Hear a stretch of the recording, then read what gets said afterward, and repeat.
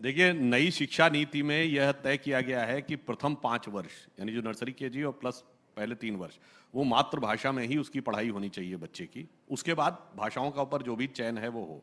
मैं सिर्फ एक बात ये कहना चाहता था, कभी कभी क्या जानते क्या समस्या आ गई है कि भारत में चाहे हमारी संस्कृति हो, साहित्य हो या धर्म हो, चूंकि यदि हम उसका अध्ययन नहीं करते तो उस कारण से हम एक मानसिकता से ग्रस्त हो जाते हैं।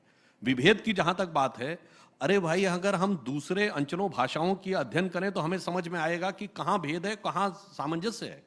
गुरु ग्रंथ साहब के अंतिम अंग में लिखा हुआ अंतिम पद क्या है? राम नाम सिमरन करो जाके सम नहीं कोई, सिमरत ही संकट मिटे दरस दिखावे सोए। अवधि भाषा का है। अब बताइए, मराठी भाषा में आप लोग गए होंगे जब भी महाराष्ट्र में, आपने जानता राजा जरूर देखा होगा, महाराष्ट्र का प्रख्यात नाटक छत्रपति शिवाजी महाराज पे। और जब शुरू होता है तो कहां से शुरू होता है? साजी चतुरंग सेन अंग में उमंग धार सारजा शिवाजी जंग जीतन चलत है, और भूषण बनत नाद बिहद नगारन के नदी नद मद गै रन में रलत है, ऐल फैल खैल बैल खलक में गैल गैल गजन की पैल ठैल सैल उछलत है, और तारा सो तरनी धूरी धारा में परती जी में थारी पर पारा पारा वार्यो हलत है। हिंदी में है, कितना सुंदर है। और आज की युवा पीढ़ी भी जिसको रैप ऐप की बात करती है, इससे अधिक ध्वन्यात्मकता, इससे बेहतर रैप, इससे अधिक राष्ट्रीयता का भाव मराठी भाषा के नाटक में है।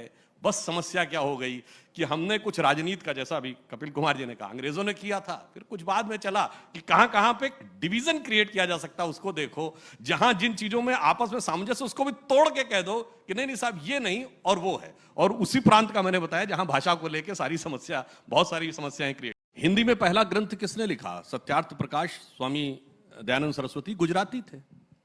हिंदी राष्ट्रभाषा बनाई जानी चाहिए महात्मा गांधी ने कहा, वो गुजराती थे।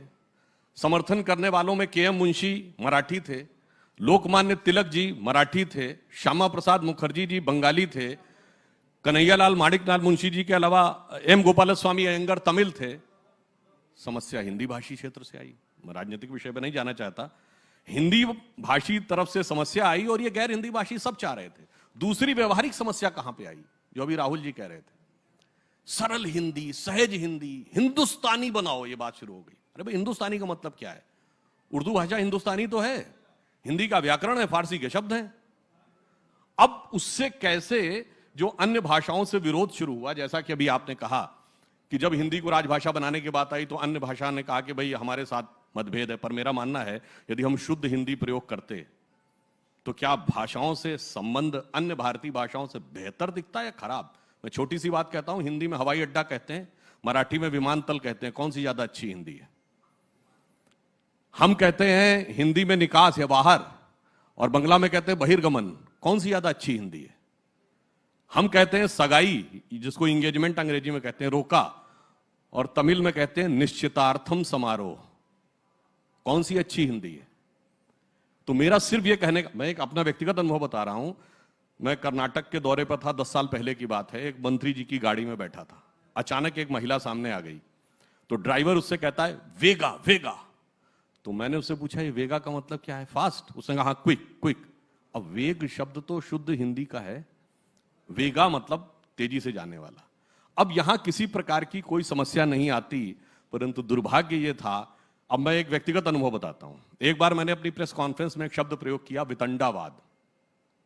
तो दिल्ली के अंग्रेजी के पत्रकारों ने पूछा कि इसका क्या अर्थ है, और मेरे लिए भी, मुझे भी यह जानकारी नहीं थी। दक्षिण भारत के पत्रकारों ने कहा कि तेलुगु में भी यही शब्द है और तमिल में भी है वितंडावाद, और उसी अर्थ में है जिस अर्थ में हिंदी में प्रयोग होता है।